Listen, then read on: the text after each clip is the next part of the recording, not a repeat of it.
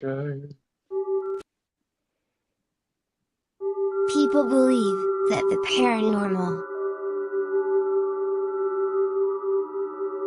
and science are separate.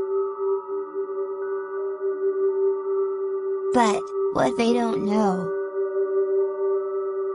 that they are both joined together as one. Join Ben and Louisa on their quest as they bring together science, occult, and the paranormal. Only on Occult, History, and Science with Ben and Lou.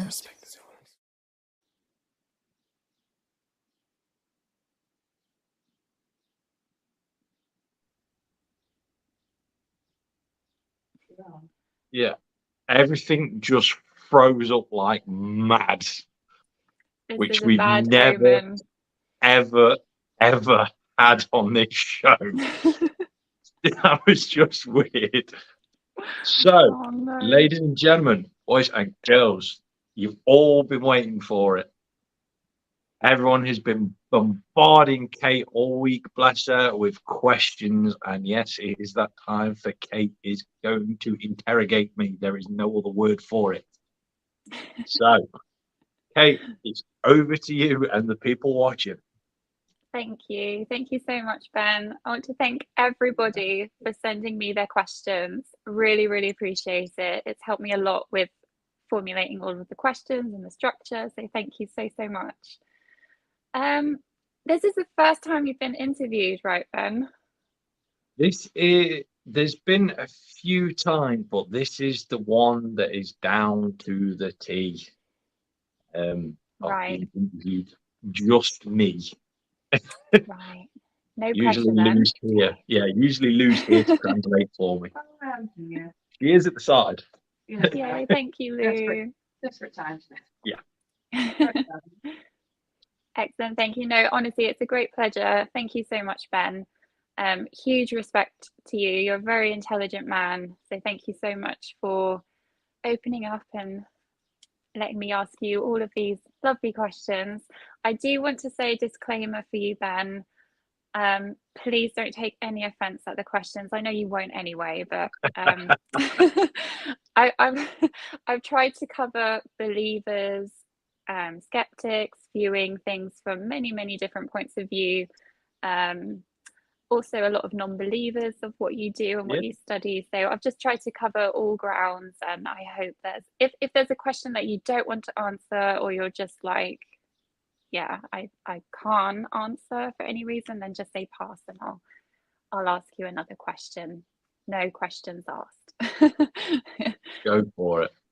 Okay, excellent. Are you ready? Yeah, let's go. Okay. So could you give us an overview of your qualifications? Because I know that you have a PhD, if I'm not wrong. Yes. Could you elaborate? Sorry. Yes. Right. The main misconception that a lot of people get is they believe my qualification is in demonology. However, it is not.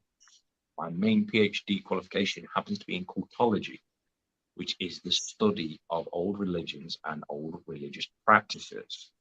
Demonology does come into that. However, demons within cultology are not believed to be demons. They are still remain and will always remain as ancient gods.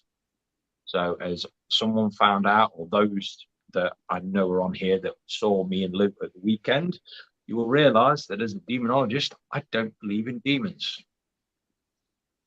which confuses the hell out of it. Could you elaborate on why you don't believe in demons? Because demons have only existed in in the ideology of what a demon is. It's only existed for the past 1,000 years. Right. The names of these demons actually exist and are formed out of old religious beliefs. For example, Lilith, in Christianity, seen as the demon queen of everything, is an old Sumerian god. They just changed the names. you can track it through history. I see. Okay. Yeah. What's your belief about Satan then being the ultimate demon? Well, as we go on at the talks, Satan isn't actually described as a person. Satan is Hebrew for thy enemy. It literally transfers to the words thy enemy. So Satan doesn't exist. Okay. Well, that was definitely a massive bombshell for the first question. Thank you. That was great. I'm going to come back. There's so much to ask you. I'm going to come back to the whole demonology and occultology side in a few minutes. I'm just going to dive into your personal life. So starting at the very beginning, and then we kind of build up to what you study and that side of things. So I remember on one of the first lives that I tuned into, you said that you were involved in an incident when you were very young. I think you were about 3-4 years old. And you said that you were involved in an incident when you were caught in the middle of something that was going on, and that was your kind of first paranormal experience or something negative, life, death kind of thing. Could you elaborate on that? Is that So okay? when I was young, like really young, my mum used to find me in my bedroom, sat in the corner, staring at the sort of corner of the roof, like in a complete and utter petrified state, saying, "They've come for me, they've come for me." So that was sort of said to be, as my mum says, the beginning of that. She also stated, and this is a few other things that I've never said on live, I'm willing to say them now. It's a shame my mum's not actually in the comments watching, because she actually backed me up. I used to be able to pinpoint where people were going to live. I managed to point out my auntie's house at the age of 5, which she was going to buy 10 years later. I also happened to walk into the house, just like my grandma's house, not long after my granddad had died, and said I saw him walk out the door. So I don't fully remember these incidents. These are stuff that I've been told off my family, but I do remember when I was 8 seeing black masses in my room at the time and describing them to my mum, and she was saying that they were exactly the same entities that I saw. How did you feel when you saw those black masses at 8 years old?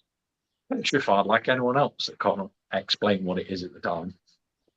I remember the fear well. Oh, bless you. Okay. Does your family have a background in the paranormal then? Do they have the same experiences as you? My mum and my grandma are ridiculously superstitious, and I mean ridiculously superstitious, as in they won't wash any laundry on New Year's Day or anything like that. You can't break a mirror, you can't, if you tip the salt over, you got to throw it over your shoulder, all that sort of thing. But my great grandma was a tea leaf reader. I'd say that slowly because I always get them mixed up. But apparently they found links to Romanian gypsies, but I've never really gone into my family history. Okay, interesting. So none of them had any interest in the occult sciences or demonology? Okay, nice. What was it like growing up? Did you enjoy school? I loved school. As my sister has come on here before, she'll tell you 9 bad stories. I was terrible at school. It was 14 when I started studying religious studies. Right. A teacher of mine at school who would later go on to be my lecturer as well. But yeah, I was fine at school. I was a bit good. I was just terrible at what I was doing. To put in perspective of what I mean by bad, I got banned from the IT suite at school for downloading a 200-page book on nuclear fusion and how to build a nuke using chemicals you can find in a university. That's deep. In fact, That's very I'll show deep. you that paperwork, can't I? Yeah, I think Lou's seen the paperwork when I first moved in, and I had to throw it out. Well, I had to shred it all Wow. first. Yeah. That wasn't the way I thought it was going to go when you said you No. were downloading things. I was like, okay. Yeah, I think a lot of people were thinking it was going to go another direction. Yeah. Nice. I do have a question from Emmy actually. So Yeah. you said you really got into studying occult science, religion, and that side of things. And Emmy asked, when and why did you start studying these things? Well, as I just said, started when I was 14. My teacher at the time was Father Joseph Daniels. He is one of the archbishops of the Russian Orthodox Church in the UK. Oh, wow. He is a highly respected man, and I still hold him in very high respects. And he sort of guided me onto a path of studying that way. When it came to the cultology, it's more the symbology within cultology I like. It's the ancient symbols that we use, ancient texts. It's mainly the history side I love. And Yeah, then it just progressed on and on and on and on and on. that's really interesting. May I ask, when you talk about the symbolic side of it and reading all of these old documents and things, were they in Latin?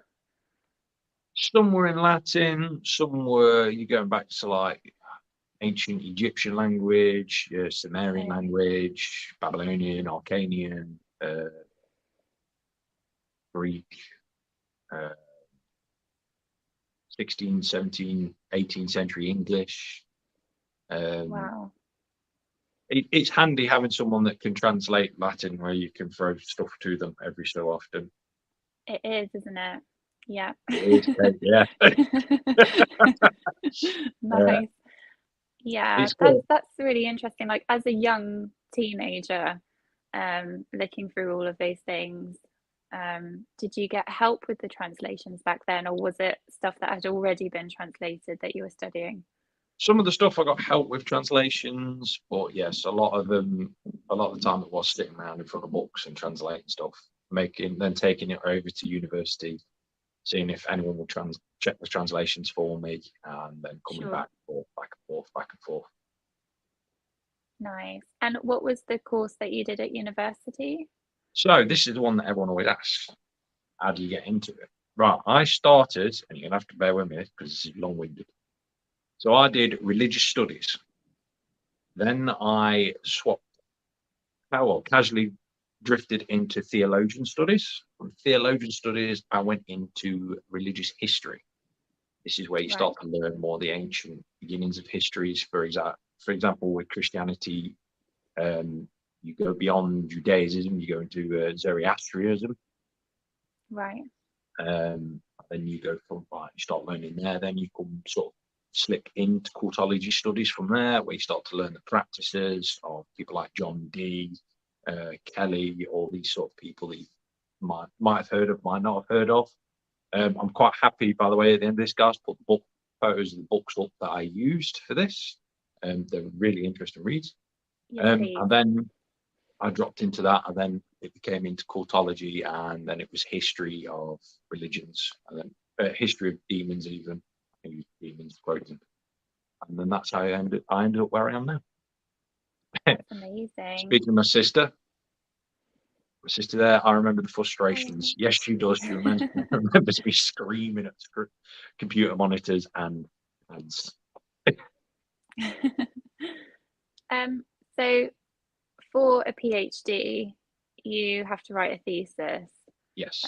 What was your area? Mine was on how voodooism had shaped the beliefs. Sorry, not voodooism.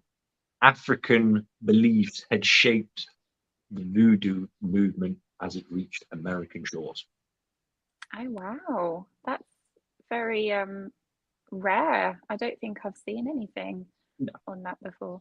Because a lot of people forget, a lot of people think voodoo and hoodoo, they did start in America. However, their roots are mainly African tribal beliefs. And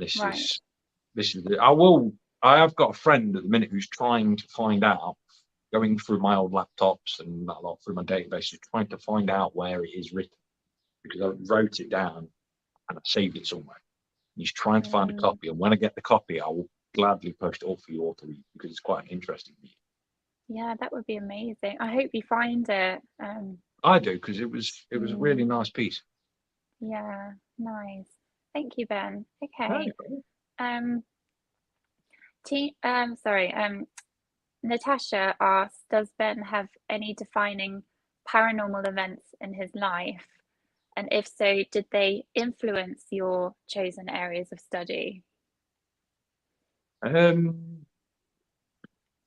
than the one I had when I was younger, I didn't really start to experience any sort of paranormal majorly stuff until I was about 17, 18. Okay.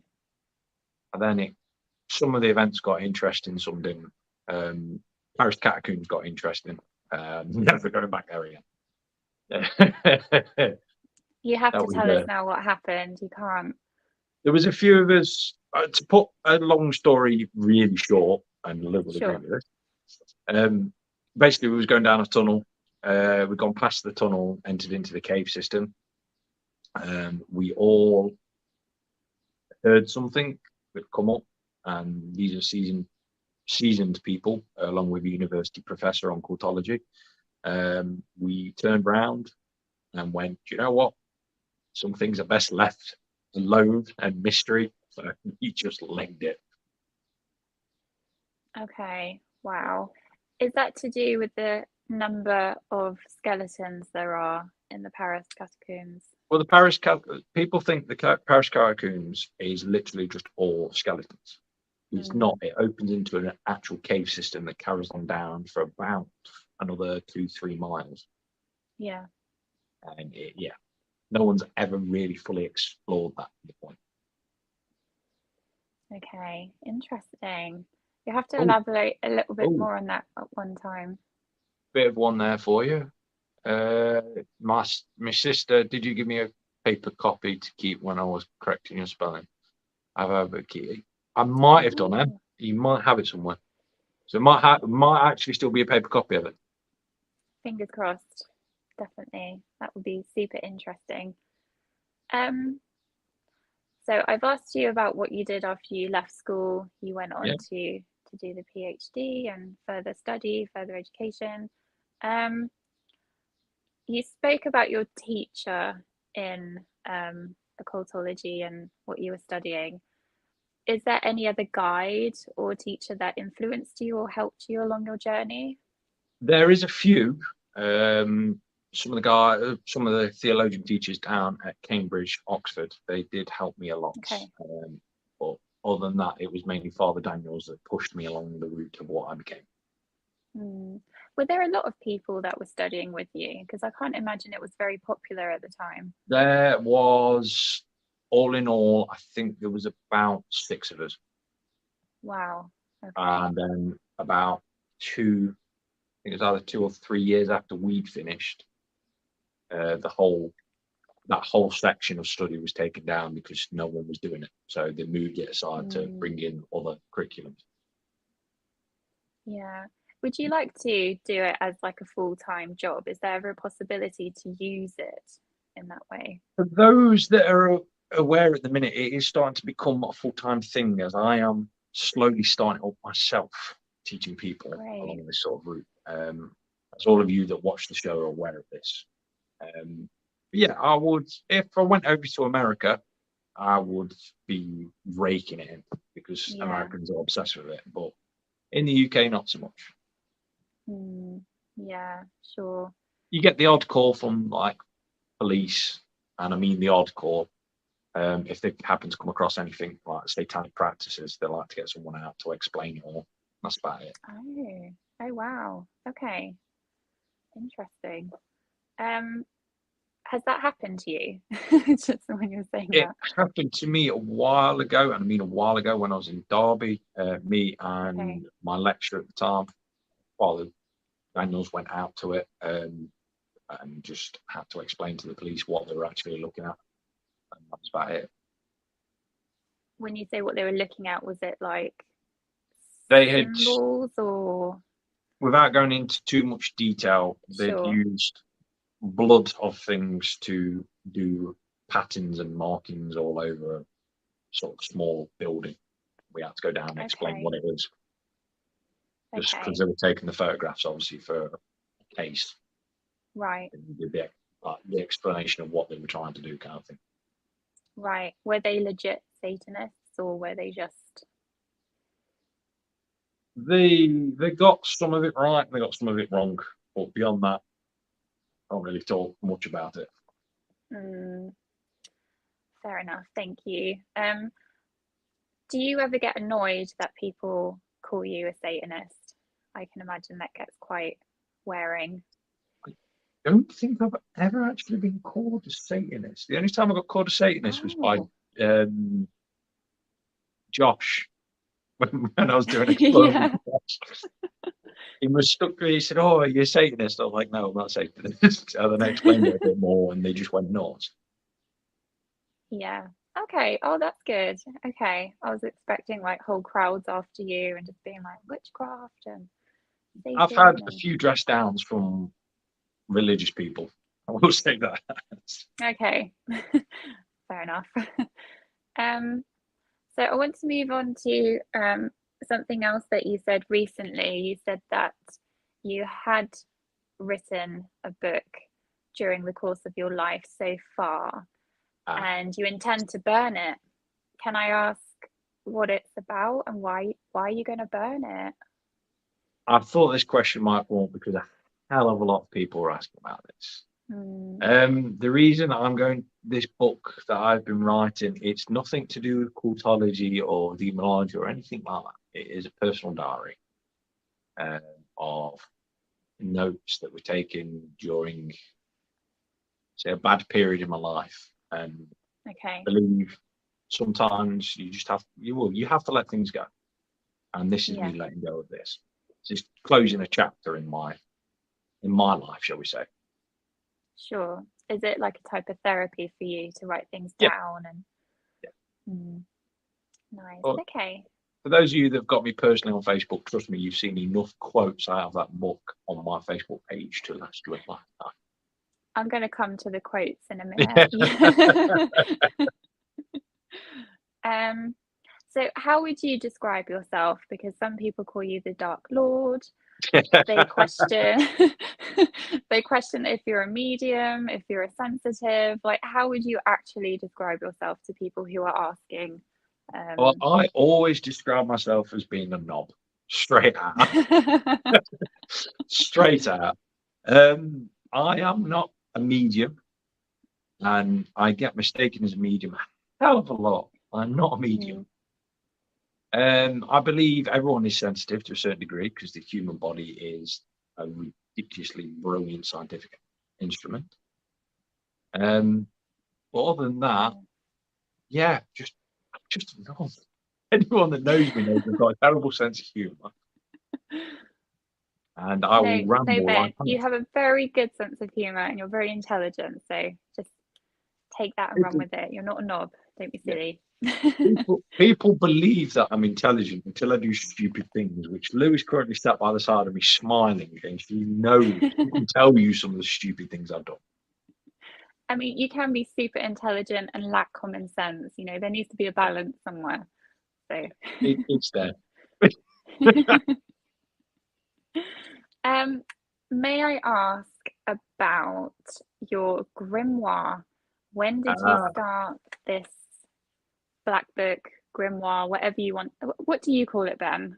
So the grimoire that everyone is referring to is the leather-bound book that everyone sees me carrying around. Yes. The little black book is the one that a lot of people have been after, but you have to know it that sort of exists, which is weird me saying it now online. I didn't know you had two. Yes. Wow.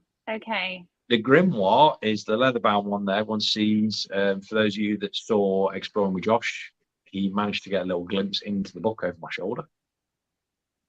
It is one with all different symbology in, different practices and stuff like that I've collected over the years. The small black book, however, is full of, shall we say, proper information. You need the black book to understand the leather-bound book. So the black book is sort of a codex for the big one. I see. I hope Joss filmed it with your permission. Yes, he did. To be fair to them guys, they were very, very good. And I kind of insulted them when they first turned up.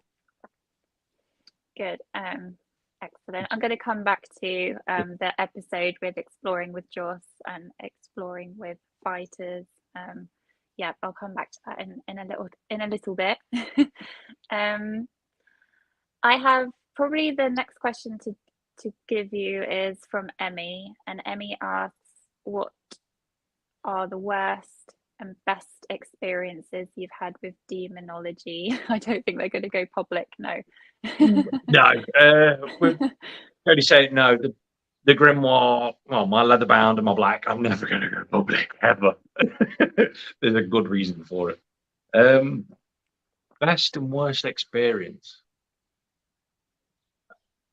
See, demonology don't really deal a lot with demons per se because of not believing them.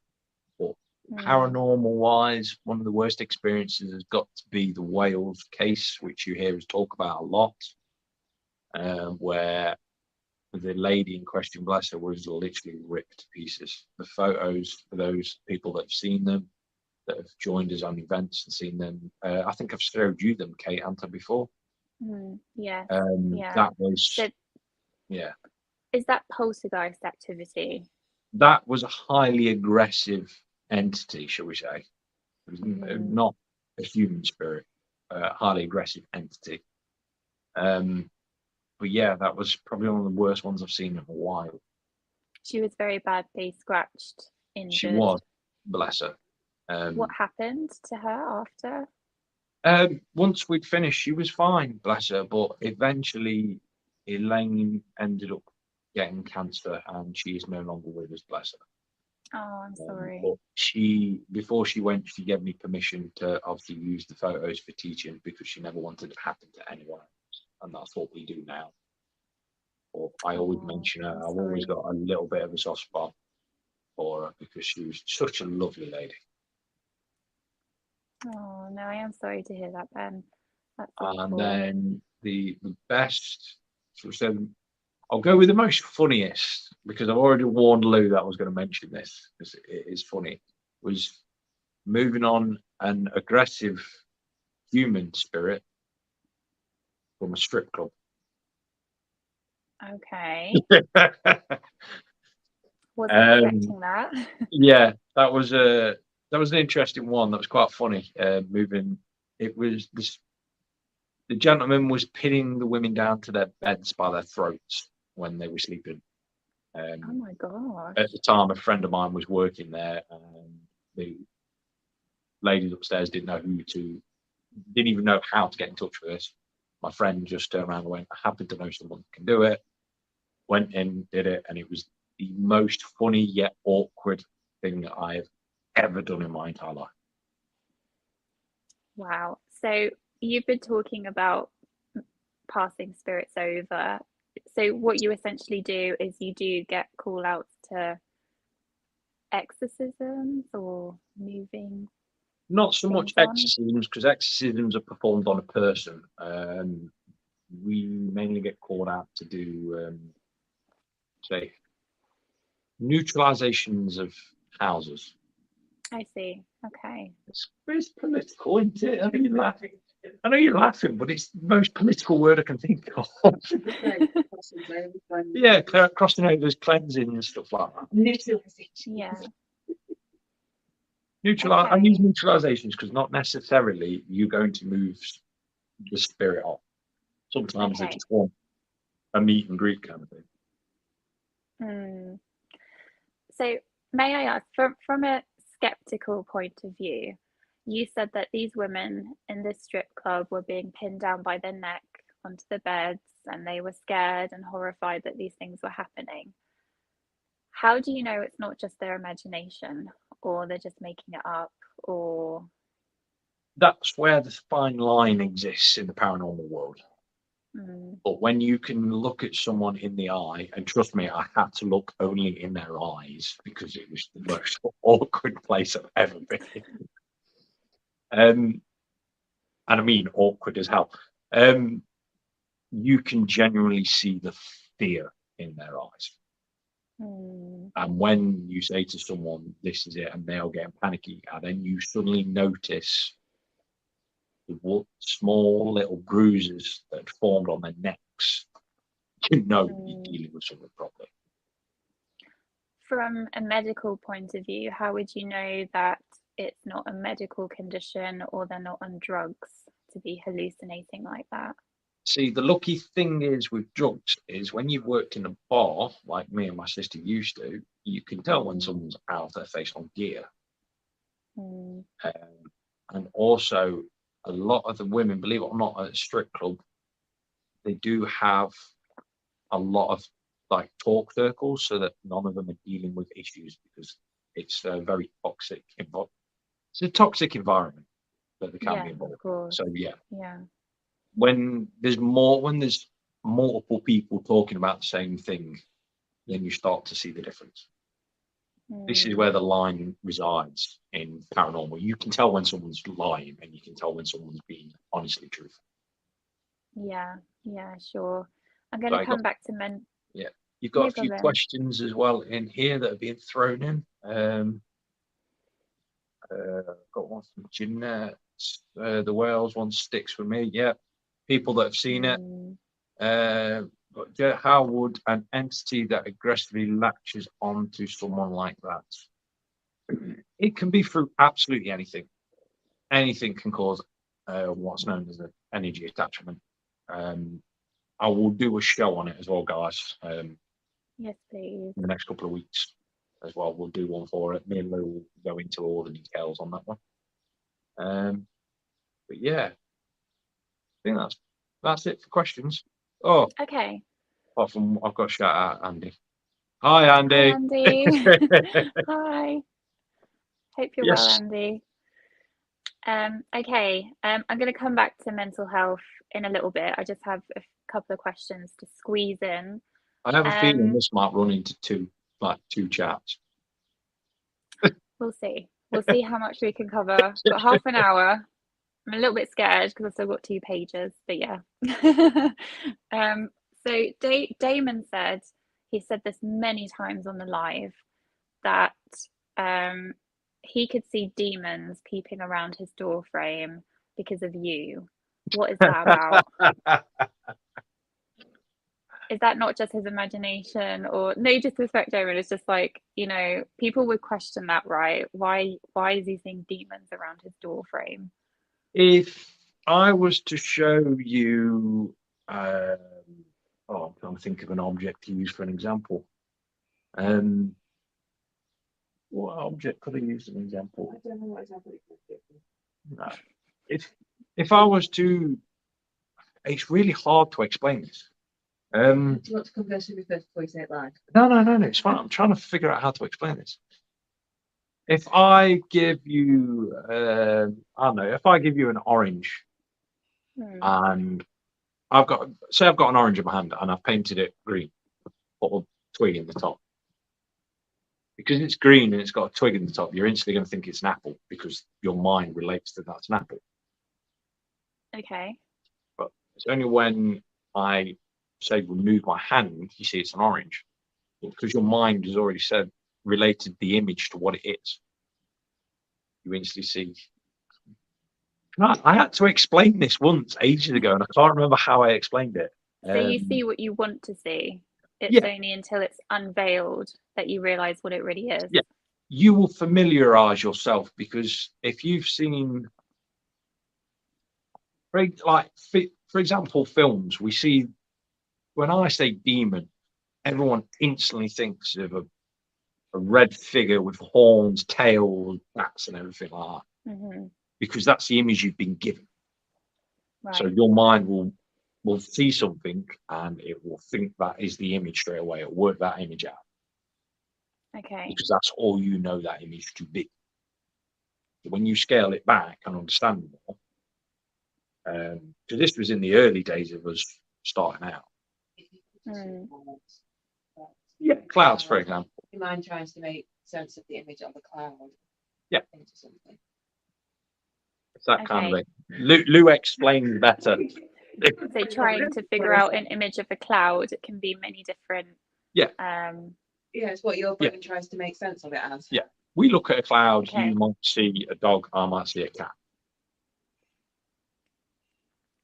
Okay, interesting. Right, I'm going to Like come back to that in a bit.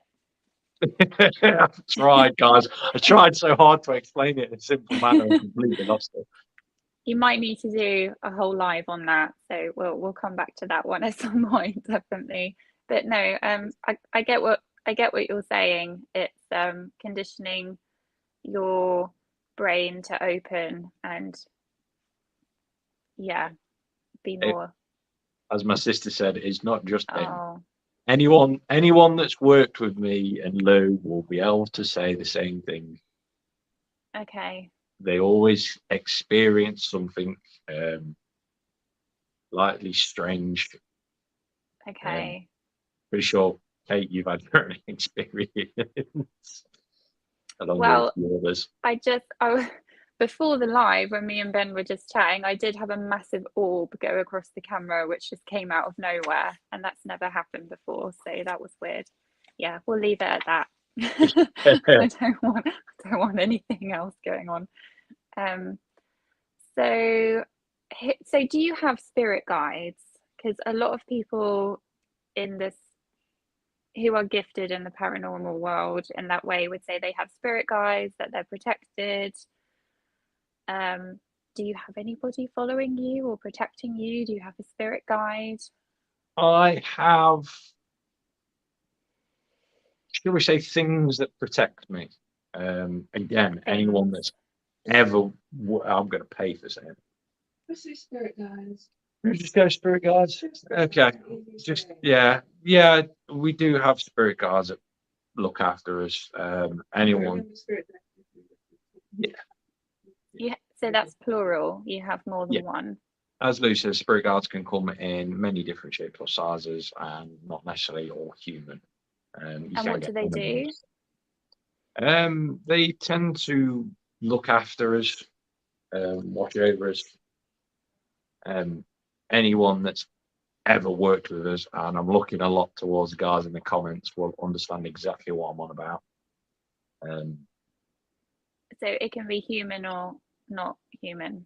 Yeah, mainly in our case, a lot of people that work with us end up smelling dog, seeing dogs, stuff like that. So yeah, probably like a quick just glide over it kind of thing. Do they talk? Definition of talk is probably a strange word to use. That's where, do they communicate? Yeah, well, for example, scientifically wise, trees talk. Yeah. They do it through neural connections through their roots. So the root system talks. Bees talk by sound. Birds talk by sound. Everything talks, just different ways. So do you have familiars then? Is that what it would be referred to? Not so much, no. Okay. Familiars more of a witchcraft side. Would be like the dog, like the pup sat next to me would be my familiar. I see. Okay. And why can't you do a past life regression? I wondered if that question would come up. There's a few comments here as well as I'm flicking through. I'm trying to multitask guys as well. Due to the fact that it can cause a few issues, shall we say. Why? Yeah, because basically to just put a header in that, my spirit guides have told me not to. Okay. So you believe that you have been reincarnated. You do have previous lives that you can't revisit. Yeah. Sometimes it's been shown when people do it, it can cause them a few issues. Okay. So I've been warned not to do it, kind of thing. Okay. But we've got a few. Andy Moore, for example. Ben, your bloody scary spirit guides. Oh, yours are bloody scary spirit guides. Ones tend to come my aid a few times. People that have, example, that have worked with it, all agree. But yeah, Okay. Interesting. So you have posted a lot of quotes on Facebook around mental health, and I know that you're taking a course to help those with struggling with mental health. yes. You said that in a few months ago.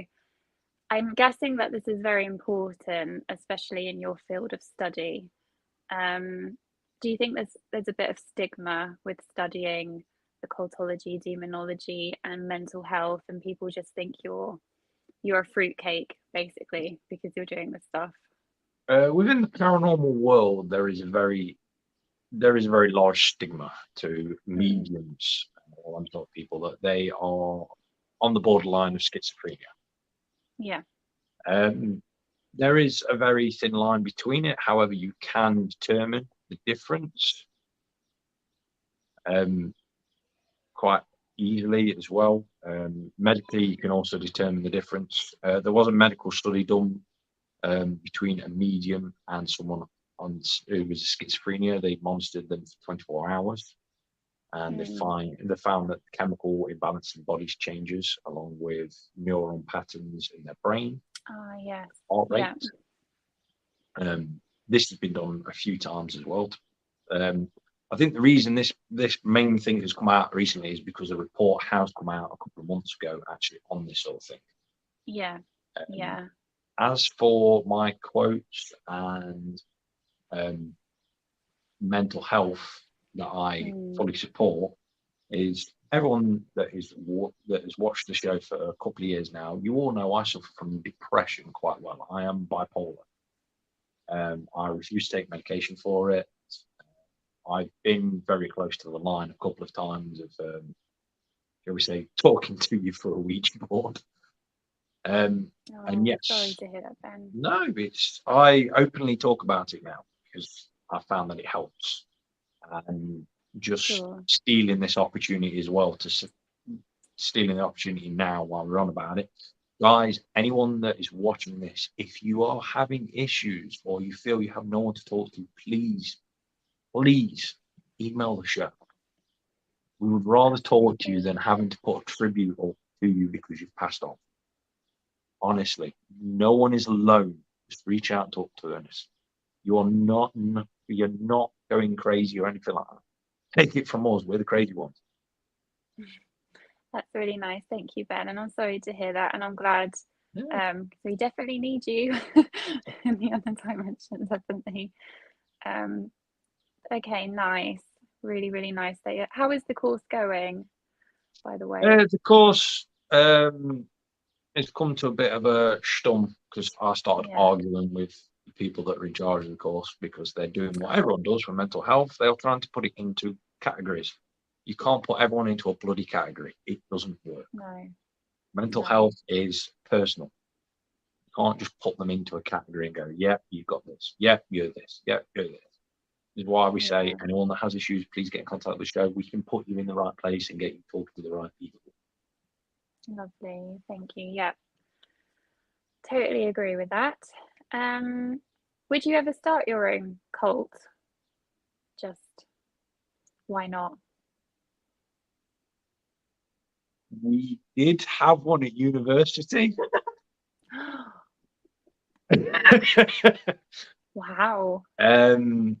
We did start our own cult, which was funny enough because we were not allowed to join any of the, should we say, the like small organisations that have down in like Oxford and Cambridge unis where they all have these really posh fraternities. So we started our own, and yeah, I think it was raised by us and it died with us. And we caused havoc on the way. Oh, so you don't think you'll bring it back? No, I'm pretty sure we changed one of the rules for Oxford Oh, okay. Okay. because for Oxford University, you have to officially be dressed as a gentleman whilst on site. So that's why you see them in the black robes and all this lot looking very posh. However, these were wrote in the 1800s and 1700s, which state to be a gentleman, you must wear a sword. So all 6 of us turned up with swords. Oh dear. I'm sure that went down very well. We walked onto site and were quickly escorted straight into the dean's office, and a healthy debate went on where the dean ended up laughing with us and then gently stored the swords in his office. And then I'm pretty sure the year after he changed the rules saying that you don't have to wear a sword to be a gentleman. Right. Yeah, probably best for health and safety. Absolutely. What was the name of your cult, if you're allowed to say? That I cannot say. Okay. Because Is it embarrassing? Facebook will block us. Okay. Okay. Let's not do that then. Well, my we were next- non-discrimination. We had everyone and anyone, male and female, could Right. join. Oh, that's something, at least it was diverse.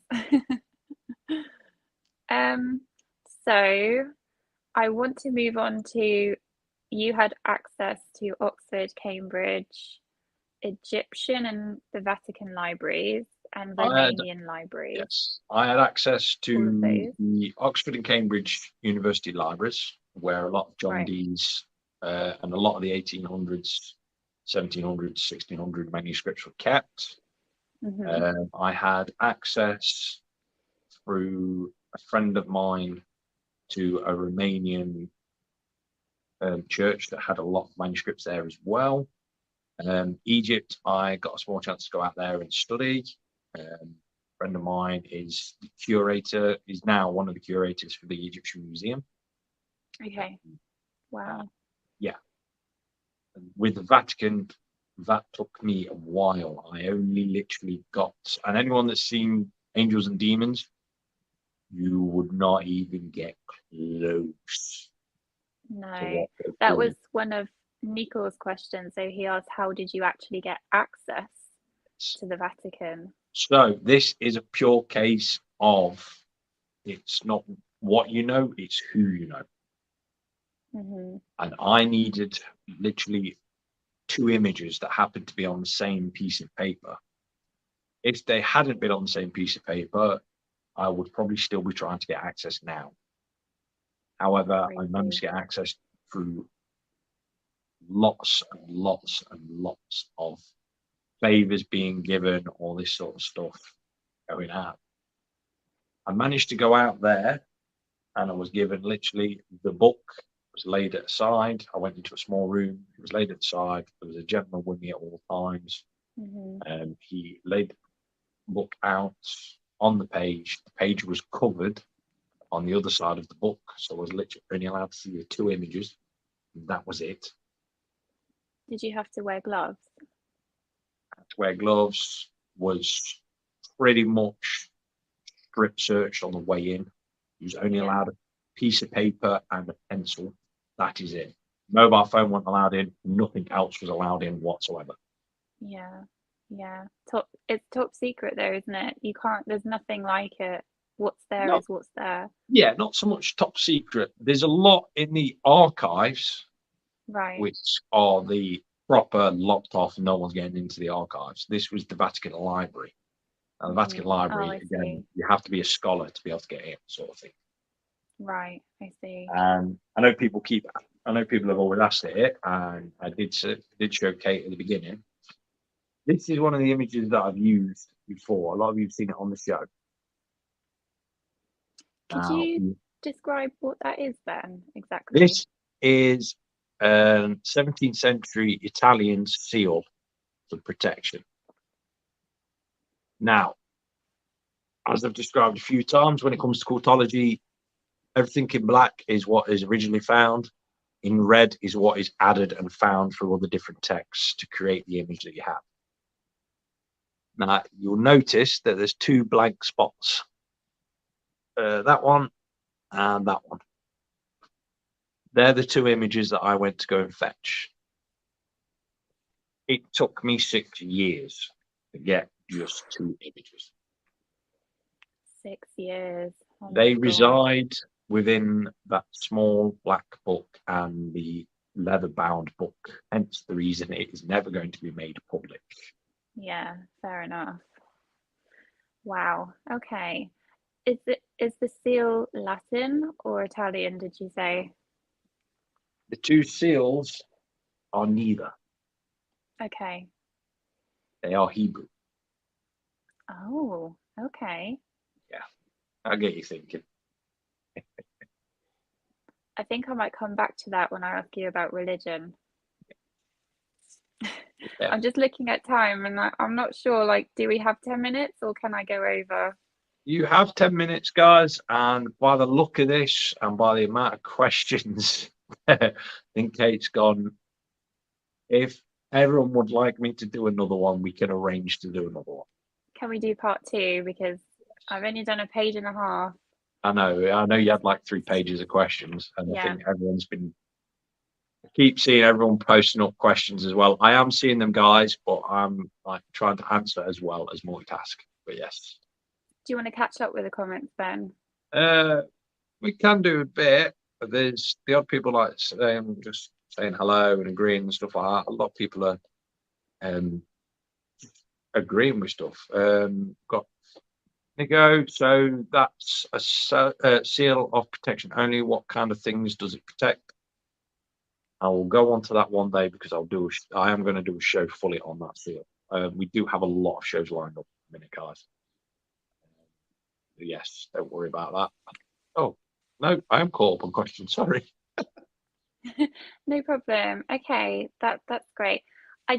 So for this 8 minutes, I would like to dive into, because I know a lot of people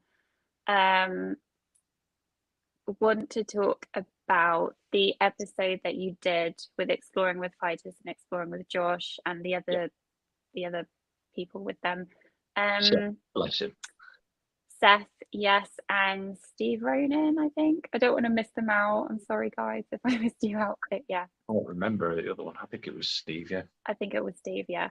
So this is actually the only video that's out there that we can actually see you in an investigation. Yeah, it's quite special. Apart from Help My House is Haunted, because I know that you're on some episodes. They're more like what advisors roles, aren't they? Yeah, advisory interviews. Okay. So I have loads of questions relating to this. If we roll over, we roll over. It doesn't matter. So I want to ask, first and foremost, when you introduce yourself to them and you explain about demons, demonology, occultology, you say that you belong to an old religious order. Yeah. Could you elaborate on that, or do I have to guess what the old religious order is? I can, to a degree, elaborate on that. Okay.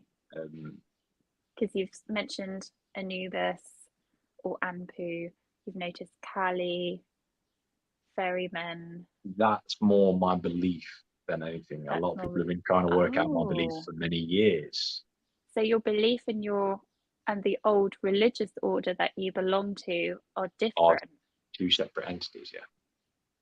Okay, that's thrown me. Okay. Because I don't know. Even I don't know. Yeah. The old religious order I exist to isn't so much a religious order then. Okay. I'm trying to be really, really, really, really, really careful with this. Really careful. The orders existed for a very long time. Is it one that we've heard of? And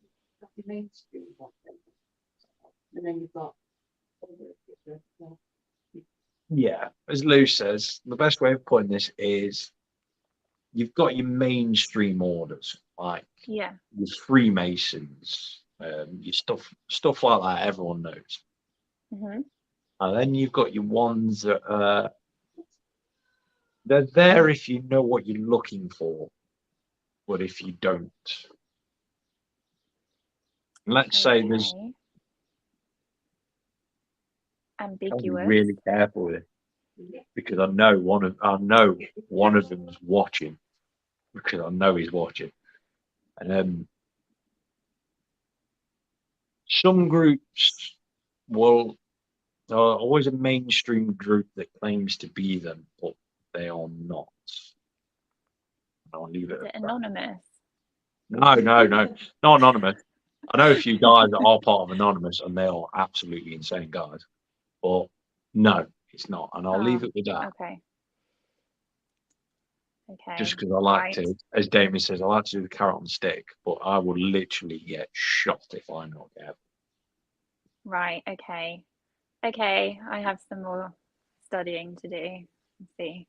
If anybody else wants to have a guess, please do in the comments which old religious order Ben might be a part of. Lovely. Okay. So that was the first question. The second question about the video is you tell something to F off in the video. Who or what are you telling to F off? Because nobody could see anything. Do you know what? I completely forgot that bit had been recorded. Okay. That was me arguing with one of my spirit guides, should we say, Right. that had been seen before we even started filming. The guys had seen him before we even started filming. Was he in one of the windows? No, I'm going to settle this argument once and for all because I've tried to comment on the video every time and no one believes me. Anyone that's watched the video, in the first 2 minutes, you see someone up in the window. Okay. The guy lives there, and all you see is him drawing the curtains. But Oh, everyone okay. is instantly obsessed of like, oh, I've seen something. It's not. There's generally a bloke that lives there, and I really Okay. feel sorry So for him. that's debunked.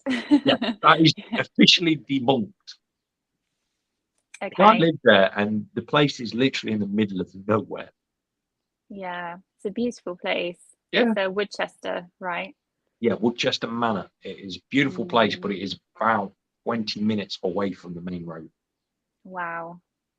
Yeah, incredible place. How did they contact you, by the way? Because you are open to investigating with others and Yes. participating and helping out. How did they contact you? How did they know who you were? A certain person watching this channel, Andy Moore, threw me under the bus. Right. And Oh yeah, because Andy did an episode with them, didn't he? no, I don't think he did. It was his friend Paul that Oh, got in contact with Andy okay. and said, do you know any genuine like people that deal with demonology? And Andy went, I've just got the man, and they put in touch with me. Oh, okay. But I That's had good no though. idea who they were. Literally no idea who they were. I mean, it generated so much exposure for you, and I mean, it's amazing, really. It's really good that you did the episode. I genuinely didn't find out who they were until after. I just thought it was a small group on the YouTube channel. I generally didn't know how big they were until after. I think my words, when I walked back home to Lou, I think the word for well, you know what I mean? When I came in like, after I've been to work the next couple of days, I kind of turned around and just went, holy, I didn't realise these guys were so big. And I insulted them the first time they turned up. You also said, I'm going to wake everything up for their investigation. How did you do that? What do you do? So that is down to the absolute beautiful subject that everyone loves me talking about, which is quantum mechanics. So to wake things up, a lot of people don't go round a place saying hello. They also don't go around feeling the energy of anywhere. This is one thing that is lacked within the field of investigation and as a whole, shall I say. There's very few places that still will stand there and they will openly go, "Hi, I'm so and so. I am here today to just explain in general." Nowadays, it's throw some technology on the floor and let's be done. Right. Now, your voice carries a certain energy, same as your body carries a certain energy. If you put that energy into a building, so say as you touch, for example, a door on that episode, you can transfer the energy into it, thus providing everything with a bit more energy. Those of you that have been on paranormal investigations, you will feel this the day after, where what's known now as a paranormal hangover. For you to exist, for them to get in contact, they need energy in a sense. Energy cannot be destroyed. It can only be dialed down or dialed up. You all need to put the energy out there slightly. That's how it all works. And how do you vamp up the energy? Me, I use a form what's known as Tai Chi, which builds up the human body energy. Which is what you demonstrated on the video, right? Yep. All it was Tai Chi. Transfer of energy build up via your muscles. With each muscle flexing and reflexing, you create basically heat. Heat can be transferred into energy. Energy then can be transferred into floor or any surrounding areas. Right. And what would you say to the skeptics who wouldn't believe in the whole Tai Chi thing that you were doing, and you were saying, oh, it was all faked, it wasn't real? If you don't believe me on Tai Chi, go watch 1001 documentaries on YouTube that explain energy transfers of Tai Chi. Science studies have been done. They have found that people that do Tai Chi, Spain, mainly in China and stuff like that have the ability to increase their body, be it their sort of internal heat system, their ability for pure human strength. Anyone that's ever seen the Shaolin is a prime example of how they do this sort of thing.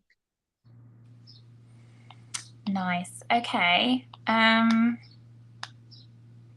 Who put the crystal in the doorway? That's a good question. I did that for a reason, and only one person, and I even emailed the person, you can see it in the comments if you watch the video, I put the crystal there. Right. You can see it in my hand before I shut the door. Right. And I did it for a reason. The person that got in contact with me that saw that, I have been teaching privately. Because I wanted to see who would be observant. Why did you put it there? To see if someone was fully observant of what was going on, and only one person ever got back. Wow. Okay. Nice. So it was just a test. It was a test. If anyone knows me, if I ever do a video, you'll notice there's certain things about me that I do. For example, on this channel, you all see me do this a lot with my hands. Certain movements can give off certain letters. Always up to something. What are the letters for? Always passing on different messages and stuff. Okay. To see who's awake. And yes, I've blown it out and everyone's going to be watching everything I do. Oh, yeah, 100%. Yeah, and people understand certain things. If you watch all the episodes of like How My House is Haunted I'm always wearing the same jumper and same t-shirt. There's a reason for that. Okay. Okay. Interesting. No, it's not that I've only got one jumper in his sleeve. No, I do it to wind up my mum. Oh, bless her. So yeah, everything I do has a reason behind it. Okay, fair enough. Okay. And in the same episode, you say that there's a hellhound on the premises. Could you just quickly summarize what a hellhound is? What are you doing? Like, how can you see it? Again, a hellhound is just a different word of perspective. These guys were, before we went on air, we were talking about Call of Duty a lot. So to describe describe what a dog entity looks like, as I've said earlier on, our guides are mainly dogs. It was easiest to describe that, to just get them to stay calm for a bit. Because as you all saw, I went off to go deal with something and they come running after. Okay. And did you really trap an elemental in the cellar? We put an entity to peace, not trap it in. Right. If Okay. you remember, guys, when on the episode they were 100% devoted to me summoning a demon, I managed to divert their attention quite quickly away to other things. Have you ever summoned a demon? No. Would you like to? I would love to. I would love to be able to sit and have a conversation with a demon. Would love to. But I don't believe in demons. so it So I wouldn't genuinely work. would love to sit and have a conversation with a demon. Have you ever summoned anything that isn't a demon? Because you Yeah, don't believe in demons. I've summoned a takeaway. Mm-hmm. That's about Summoned it. a what? Sorry, a Takeaway. takeaway. Yeah. By ordering it on the phone. Yeah. You're technically summoning something to you. You get- Okay, using Sorry, your Kate. I seals. just completely Use- misplaced. Using your seals. Yeah. Have you summoned anything? No. No, I've never summoned anything from using seals. Have you ever Seals are summoned what anything known as- that's not a takeaway? No, unfortunately, I've never summoned anything using any of the seals or anything like that. Okay, why not? Sometimes it's like, imagine building a nuke. You kind of don't want to press the button because you don't want to know if it works or not. And you don't want to Okay. risk blowing the world up if you do. Yeah. The same principle with, I've got all these rituals that are said to have worked for thousands of years. Don't necessarily want to test my luck to see if they work. No. Do you get angry with people that film YouTube videos summoning demons and all that I jazz? do, yes, because they put the wrong image across. Hmm. I do get wound up. Not so much like raging at them. It's more of a, what are you doing? Because you're just making things worse. Yeah. The whole paranormal field now is obsessed with demons. Yeah. And you get kids that will go out and try these stuff, and it's just like, no. Because if you're at a young age, for example, if you try doing something like this, Hmm. any reaction that happens, like, I don't know, say you've put candles up and you're trying to summon a demon, and a candle just happens to burn out because it's a short wick. That kid's instantly going to think there's a demon attached to me, and any single thing then is going to be demon related, and that kid's going to start panicking like hell, thinking Yeah. they've got a demon because they've seen something on YouTube, and just because the candle happens to be a short wick. And I've seen it happen. I've dealt with that case. That's why I've used it as an example. Yeah. So yeah, definitely not help. So you've also been sent in to shut things down. I remember Yes. you saying about that because they've opened or messed with something that they shouldn't have done. Yeah. Mhm. We've been to a few cases like that. Lou's been with me to a few cases like that of shutting stuff down. People don't know what they're doing. Mm, It happens. yeah, sure. Are they usually Satanists? Not so much. It's usually paranormal teams. Okay. Yeah. The thing Trying with to get Satanists, views. the thing with Satanists, as stupid as it sounds, they know what they're doing. That's a relief. Except the idiot. No, because they were YouTubers again. No, but they got a Satanist there. Yeah. It's just Again, for yeah. views, isn't it? Yeah.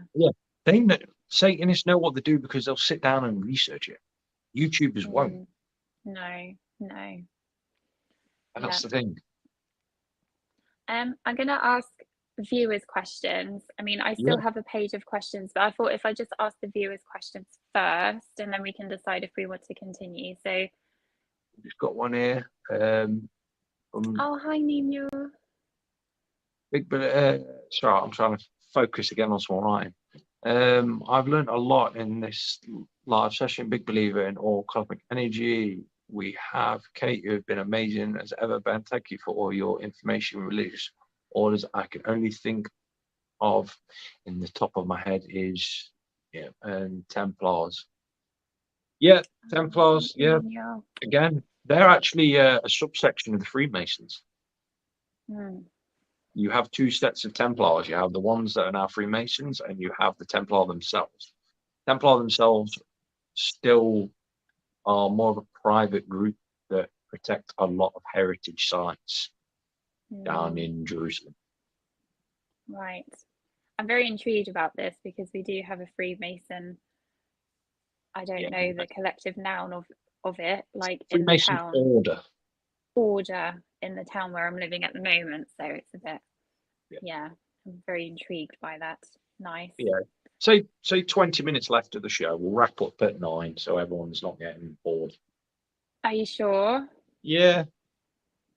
Okay, that's great. I have some very deep questions coming up. I will ask the viewers questions first. So Nico asks, what of the 3 friendliest entities that you would class would be seen as demons, and the three friendliest, 3 unfriendliest? It's hard to say again. We'll go on a historical basis for this one.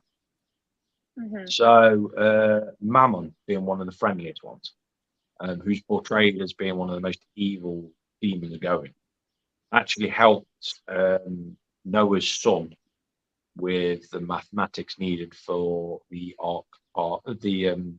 Noah's Ark. Right, I see. This is in the Bible. And in the Bible, would the demon be a fallen angel? Yeah. Right. So, prime example within the Christian Bible of them asking demons for help, which is strange in the Bible when they cast them as evil beings. So that's one of the friendliest. Yeah, one of the friendliest / evilest kind of thing. A lot of them you'll see that they're described as evil, but they're not. Like when you actually read into like historical stories, they're not actually that bad. Right. Prime example. Mutual. Yeah. Asmodeus. Prime example, because he's now mentioned in the film The Pope's Exorcist. Said to be evil, or this supposed to be one of the kings, the princes of like the 7 sins, all this sort of stuff. In Egyptian culture, it's not actually seen that bad. Okay, interesting. Yeah, that's right. Sorry, guys. No problem. You need to drink, Ben. Definitely. Nice. I'm going to go to Adrian's question, and Adrian says, is there any particular place you would either like to go or wouldn't go? I'm guessing in the world. Part of me would love to go and investigate Saudi Arabia. Nice. But part of me also wouldn't, because that happens to be Saudi Arabia Iranian border.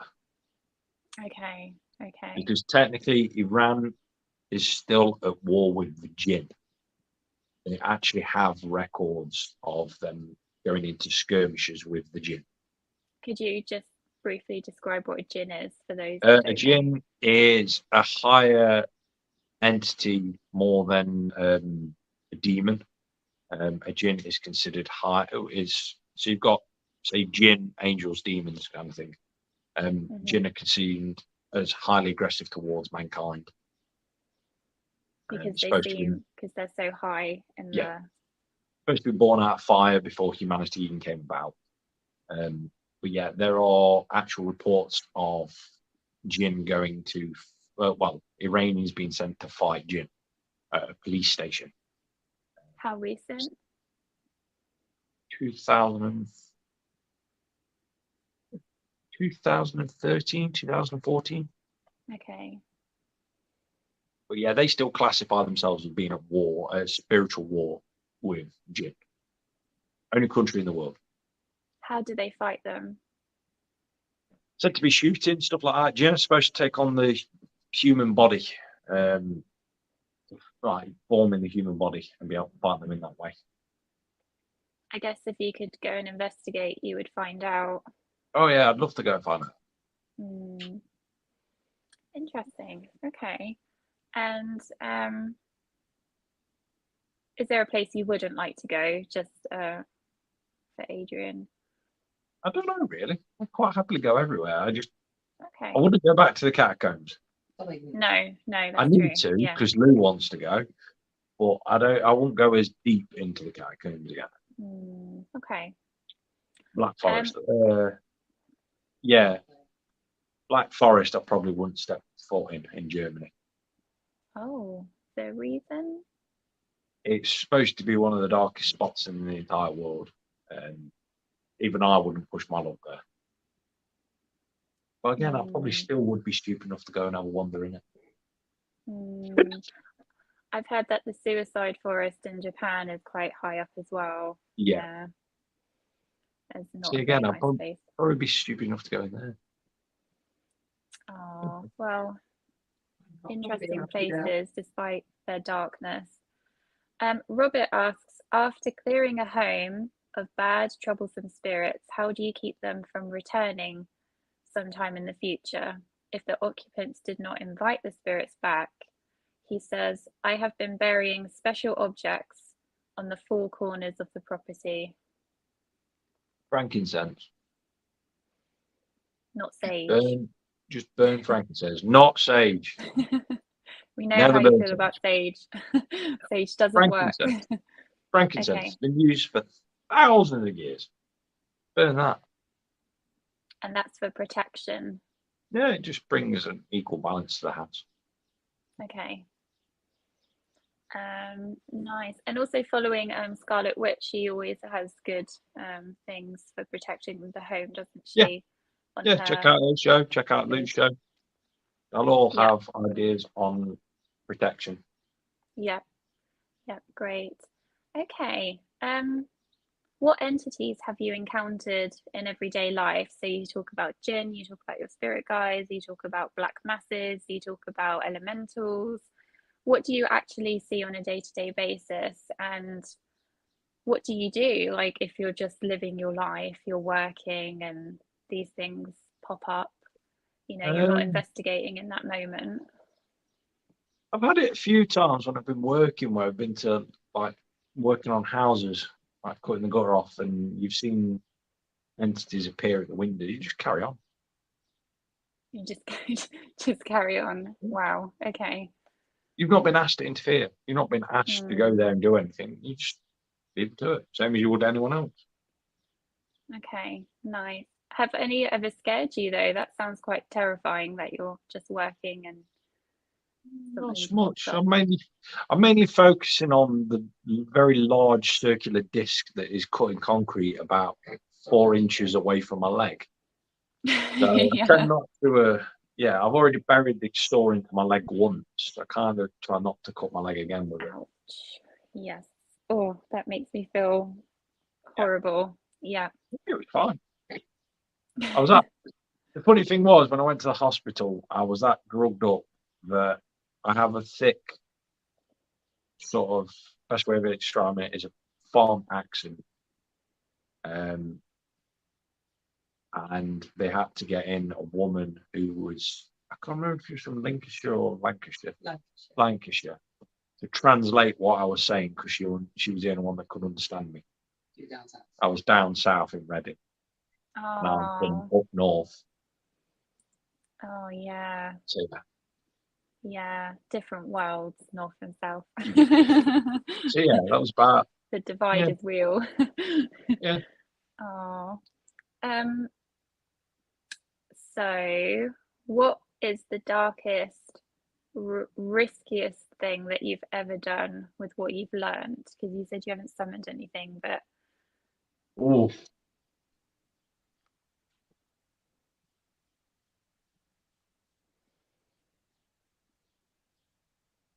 I don't think I've really been that risky with anything. you've been quite sensible because you're educated. Yeah, I'm reasonably sensible of what I do Okay. to a point. To a point, I'm reasonably sensible with what I do. Could you elaborate on the to a point, or To the point at just which I go, I'm not going to push this anymore. okay, in that sense. Okay. I will Nice. always push a little bit, but then there's a point where I'll go, yeah, okay, this is time to stop. Fair enough. What stigma or any hate have you received being a demonologist? Because like you're on Facebook and everything, does that ever get to you? Is it hard? Don't really get a lot of hate, do we? That's really good. I'm glad to hear that. Not, I You get, get people that are jealous of you. I do get, yeah, People that try and show off who you. yeah, I get a lot of people that try and show off, or Right, they'll yeah. claim, like, try and make jokes. yeah, do get a bit of brown nose, and it really pisses me off. Yeah.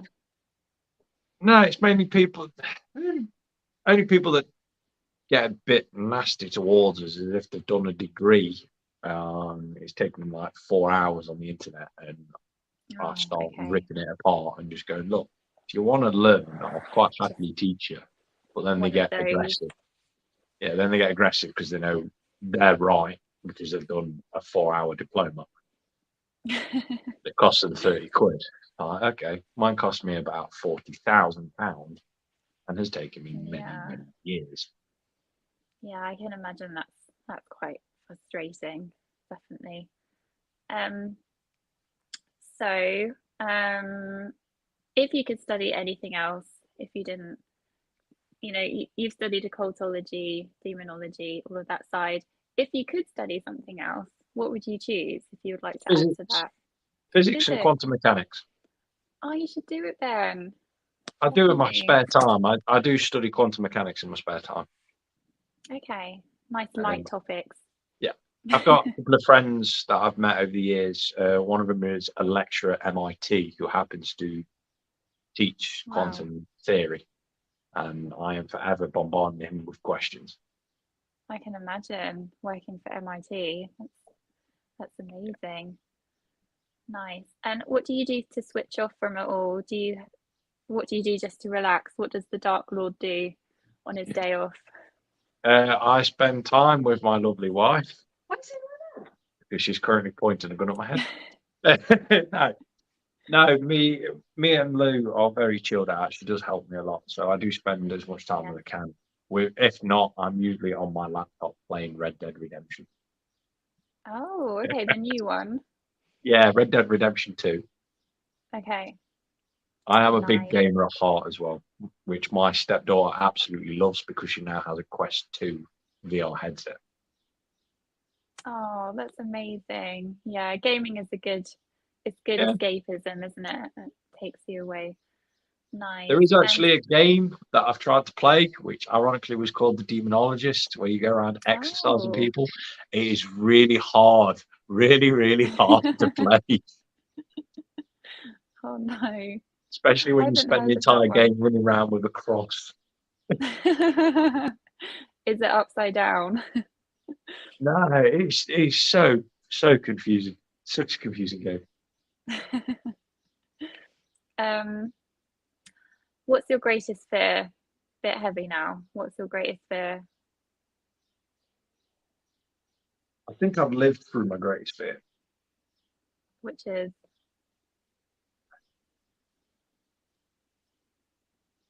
That I can't really talk about. I'm just coming to terms with it now. okay, fair enough. Not talking a lot about it, but yeah, I think I've lived through my greatest fear. Okay. I've been eyewitness to it all. Yeah. that's positive going forward. You've Yeah. got nothing to be scared of now. So you've written you're writing a book at the moment, if I'm not wrong, Yes. talking about the future now, and you're doing lots of talks, which is amazing, about demonology. Could you just tell us briefly what the book is going to be about? The book is going to be written by, well, it's going to be co-written by me and Lou. It's not a cookbook. It's going to coincide with our talks that we do. It's basically going to be called Demonology Destroying the Myth. Okay, wow. So we're going to be covering all the bases we do in the talks, as long as other Yeah. subjects in there as well. So yeah, it'll be a nice one. We've got quite a lot of people that are backing it. Quite a lot of well-known names as well. So it'll be fun, I think, in time. Hopefully everyone enjoys it. Obviously, we're going to have a course going alongside of it as well for people to join. Yeah. Unfortunately, you don't get a diploma at the end of this. But I might sort something little funny thing out for it. Little certificate, or yeah. That was it. Someone's put in the comments the game, another game that I also played that's funny. Play. Phasmophobia. Yeah, that's quite a funny game. Oh, that sounds fun. That's where you play as a paranormal investigator. And That's you have really to cool. determine. I haven't heard You of go it. into a building, you have to determine what entity's there. It's quite a funny game for like 10 quid. That could be your future game. Your future, Ben. You could make a game. I would do, How but cool even would I that get be? bored. I get bored of playing games. And you can make it educational, and you can like put all the wrongs to right and say, Yeah. no. Yeah. But yeah. So that's coming up to the last 5 minutes as well, guys. It is. I've only actually got one more question, Yeah. to be honest. And it is, do you have any advice for the coming years? Because we all know that you're very good at predicting the future, and you've made, don't laugh, Ben, you've Don't made put me on. predictions. Oh, Could you just elaborate a little bit about the future and what's going to happen? Because so the previous year, you all saw that I got everything right. And this Christmas, I didn't give any predictions because I knew all this crap was coming and I didn't want everyone to have a massive downer. Unfortunately, it's not going to get much better. okay, Make sure you warm this winter. That's what I'm going to say. Make sure you're warm this winter. okay, And okay. next year is just going to be mind-blowing. In a bad way. Part in a bad way and part in a good way. There's going to be some brilliant things discovered. Okay. I'll give you a little hint as well. Yes, please.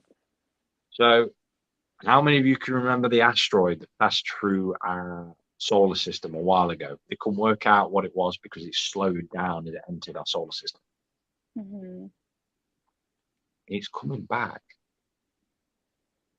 Right. Is the film Look Up going to? Not so much. This is an asteroid that was elongated. So it was very long, large. It portrayed the characteristics of an asteroid? That's the one, Ryan. That's the name of the asteroid. Go look it up. Oumuamua? Yeah. Go look it up. Because it passed through, it slowed down as it entered the solar system. Nothing slows down as it enters the solar system. It speeds up because it gets caught in the gravity well of the sun. It's on its way back. It's changed course. Is it aliens then? And I'm not saying anything, but asteroids don't change course. Okay. And what will really get you is that this asteroid is mentioned in the Tablet of the Fallen. Is that the one that was destroyed? Okay. No, Tablet of the Fallen is the one I always talk about. Right. That's where a lot of the predictions come from. But on that note, that's the end of the show. I'm good at it, Anna. Well, thank you so much, Ben. It was an absolute pleasure interviewing you. Thank you. Yep. Thank you Thank for you your guys for time. watching. Hope we got all your questions done. I hope so. So, big praise for Kate, bless her. She's interviewed all the members now of the Other Dimension team. I Thank think you. me, Lou, and I've loved Damon it. should now interview you. Oh, I don't know. I don't think I'm that interesting, to be honest. I think you three are the dream team. Like you've got your own little interesting things going on. So yeah. I don't know. We are going to get Kate on at some point to have a chat with all three of us on and see how she thought the whole interview processes went. We'll get her on for that. Obviously, we'll sort out with UK. But yeah, guys, don't forget this week you have the Other Dimension Divination show with Lou, and you are talking about Spirit Board. God, I actually paid attention to the advert. Yes, that one. And then Friday's show, we are going to be talking now about a lovely subject that I absolutely love and get to stand up and smile nowadays. And that is the mysterious black cats, big cats that are seen around the UK, and the recent discovery that they are real. So we're going to be talking about that as well. And then Looking next forward Sunday's to it. show, we will see where we roll. You did say you're going to do something on next week. I know I said I was going to do something about next Sunday's show, and I completely forgot. We'll have to rewatch Friday. So. Yes, we will. But on that note, Kate, have you enjoyed yourself? That is the main question. Thank you. I really did. It was very, very interesting. Very, very yeah, really interesting. Thank you, Ben. Good. Appreciate it. Guys, we will see you next week. And don't forget, if there is no other explanation,